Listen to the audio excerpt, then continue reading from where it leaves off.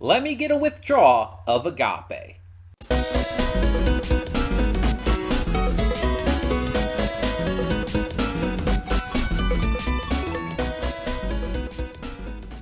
Hey everyone, welcome to Princess of Gay. I'm your host Connie, and today we are here with my blind reaction to The Banker. This is a donation reward for Venom. No surprise there. And it is another in our February theme of Month of Love. So, if you don't know, this entire month we are doing movies that are based on the different forms of love as outlined by the ancient Greeks. Today's theme is agape. Agape is selfless or unconditional love. It is the love that is most associated with the biblical Christian God, or the love associated with a mother towards their infant child, towards their baby. It is unconditional love. No matter what is done, no matter what conditions are met, that love still exists, or what conditions are not met. It is selfless, it is pure, it is empathetic, it is always existing. There is nothing that can take this love away. It is as pure as love can get. And unconditional love isn't, again, necessarily romantic, though it can be.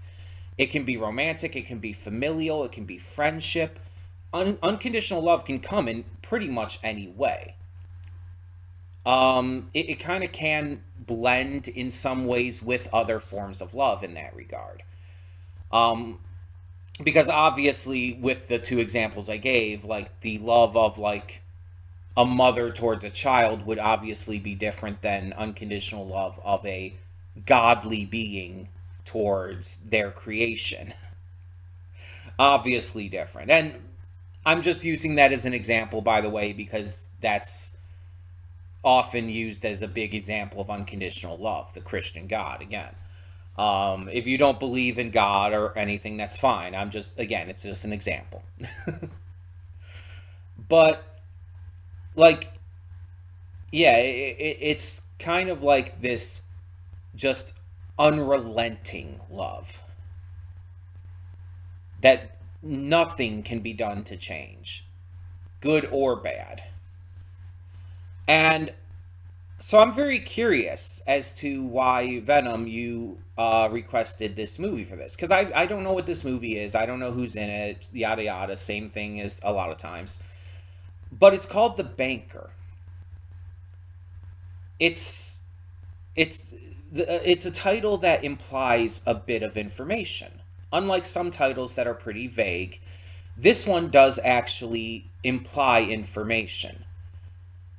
The Banker implies that at least one of the main characters is going to be a banker, whether that's the main point of view character or someone that they're interacting with. And the banker is going to be obviously important to the story. It's going to be a main focal point character that the story kind of centers around. And we know what that kind of entails with banking. We know it involves money or property or stuff like that. So we get a kind of a view based on that too. This definitely, like, it's not like a perfectly encapsulating title that like tells us like, oh, it's absolutely about this. No. But it does give information that we can extrapolate something from. It's not as vague as a lot of other titles. And so, with the story centering around a banker, banking, money, property, etc., I don't know how that's going to connect to unconditional love. I'm unclear on that right now. Selfless, unconditional love kind of seems like the opposite of a bank, to be completely fair. But I assume it's going to be something else in connection to this. Like I said, I don't know what this movie is. I've never heard of it. I've never heard of a movie called The Banker, so I don't know when this takes place. I don't know when it came out. I don't know who's in it. I don't know who directed it, what studio it is. I know nothing.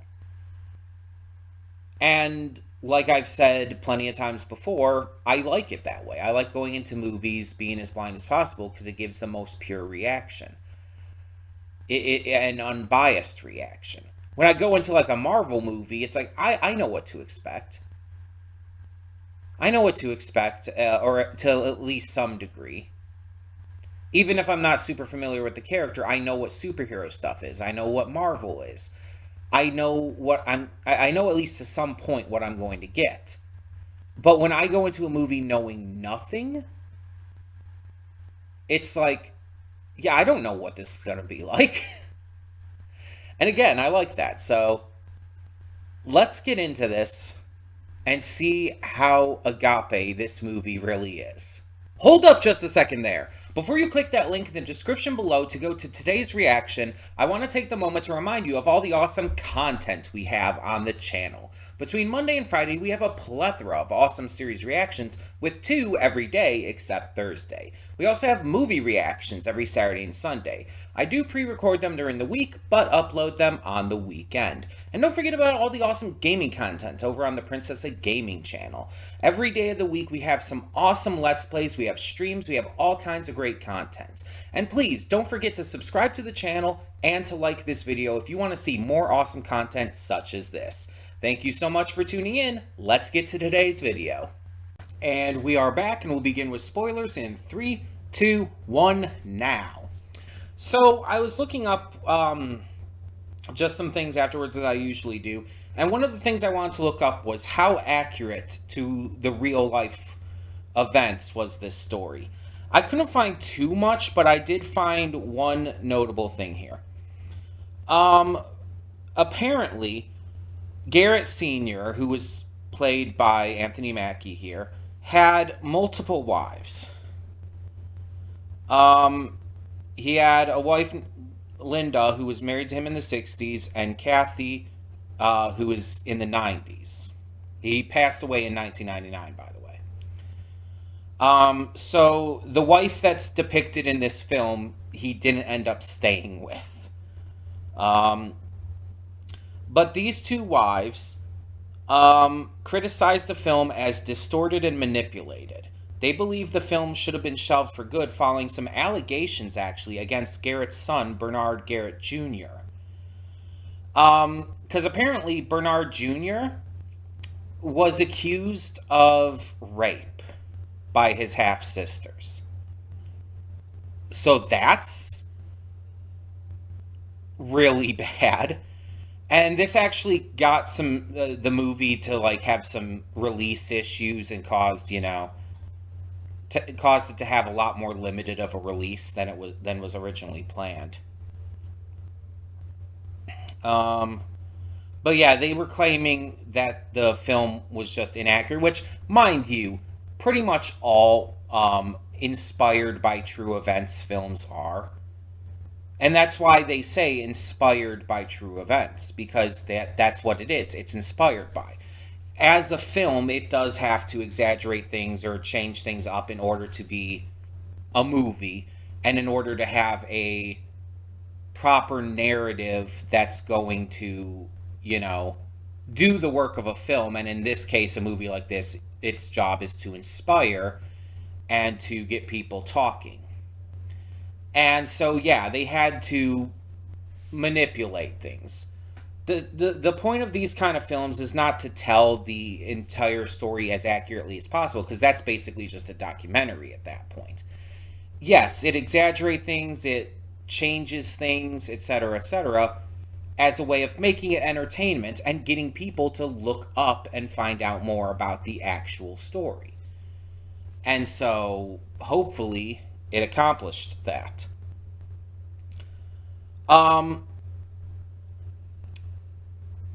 But yeah, it's apparently, according to the director and the actors, the film itself is not based on the recollections of any of Bernard Garrett Sr.'s children, but rather on recorded interviews with Bernard Garrett Sr. himself conducted in 1995, supported by congressional transcripts, court rulings, and other media articles from the era. And they say that we stand by the film and its positive message of empowerment. So they're saying that, like, the information depicted in the film is based off of Bernard's own statements and have things backing them up. So I guess it's not 100% clear how much and what is inaccurate, or not. But the movie is meant to be a message of empowerment and a message against racism and racist policies of the past. Um, and this movie obviously gets this across with a powerhouse set of actors. Like, the talent in this is insane.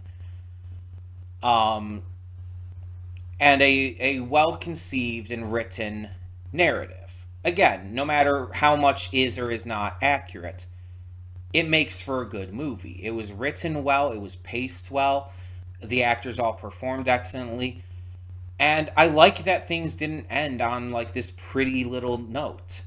A lot of these movies will make it like end super positively, but I like it when movies, especially touching on real life kinds of topics, such as racism and institutionalized racism, especially, and various things like that. Even going into other things like movies that touch on homophobia and whatnot, such as like Philadelphia with Tom Hanks.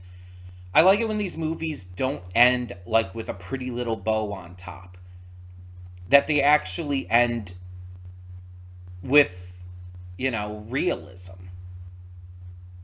And with the ending of this, he went to jail. Both of them went to jail for 3 years because of what had to happen with Matt's testimony. Because otherwise, he would have gone to jail for 50 years. And so they made like one last deal together.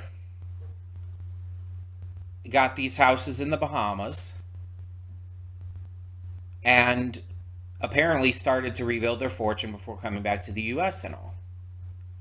But the point is, it didn't end on a good note. It didn't end positively. And yeah, the Housing Act was put through because of that. But still, it was more about the positive change that it did inspire into the future with things like the Housing Act. But for them in that moment, it's like it wasn't great at first. It wasn't exactly like as good as it needed to be, and things didn't turn out super well. It's like with one of my favorite movies, in terms of like rewatchability and just message and all. Um, Remember the Titans, also about institutionalized racism. That movie also doesn't end on a high note. It ends actually on a pretty low note and features a lot of issues and a lot of things that don't go right.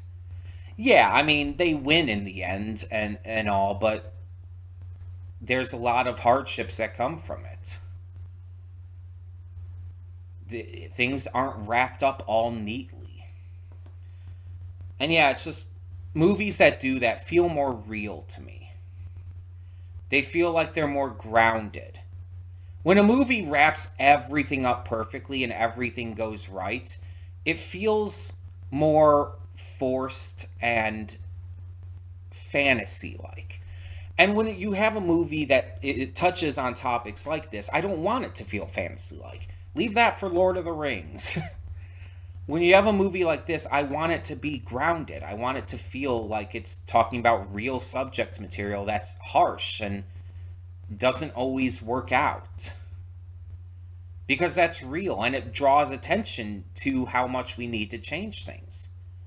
How much we need to work to make things better. And that's definitely what this movie is all about. Drawing attention to this institutionalized racism from the past and how it fucked everything over.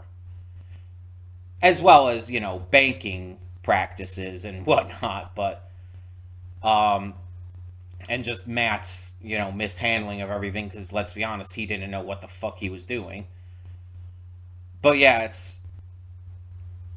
it ends up being just a really shitty situation that, let's be honest, was rigged to hell.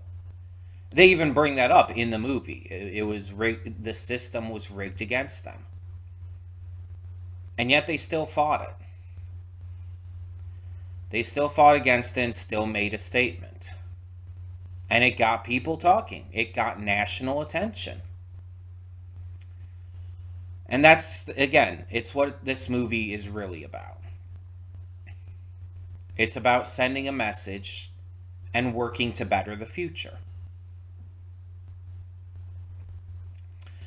Obviously, every actor in this gave a great performance. Nicholas Hoult was great. Sam Jackson's amazing as always. Anthony Mackie was fantastic. Jesse T. Usher had a very minor role, but he did well enough. Nia Long was great. Everyone did fantastic in this. So I have no issue with any of the performances. I think the only thing that felt like really like off to me, the only thing I can really complain about is Barker's very sudden death felt a little too sudden. It's like he's introduced, he becomes partners with Bernard, and then like he's in the movie for like what, less than 10 minutes. He's just like dead. His wife finds him having died in his sleep. It's like, what? Give us a chance to breathe. Give us a chance to know this character. It felt random. I mean, I don't know how much more they could have put in with him, especially if like the stuff that this is based off of, the interviews and whatnot, didn't go into much further detail and stuff. But I don't know, I just feel like it was very sudden. It felt a little off to me, just personally. So yeah, I liked this movie, and I liked the message it's trying to tell. I can't say based on its accuracy, but I enjoyed the story it gave and the messages and themes that was getting across. The performances were great, the pacing was great. I enjoyed this. Wasn't like the best movie I've seen, even touching on this kind of topic necessarily, but I really enjoyed it, and I think this was a really good movie to end up to see. The only thing is, I don't know what this has to do with agape. Selfless love, unconditional love, like, what? I mean, I guess the only thing I could maybe connect to that is maybe his wife's love and for him in this movie, maybe? But it's like, that's maybe a little stretching. Like Venom, when you see this, um, why did you put this down for agape? Like, I don't understand the connection here. I don't fully get that. But this movie does kind of fit, actually very much fits, with the other kind of secondary theme for the month, Black History. As we've noted, there's been a couple movies where we're doing that also focus on not just love, but on Black history, because that's just as, if not more important, to focus on during this month. And so I wanted to kind of cover both topics when doing kind of this theme for the month. Um, and this definitely touched on that, like very much. Um, but yeah, I don't see the connection with agape Venom, so just let me know in the comments, because I didn't quite get it. Unless you're like talking about like, no, that I don't know. Just let me know. In the meantime, though, tell me in the comments below as well what you thought of this film. And for now, I'm Connie, and I'm signing off. See y'all next time.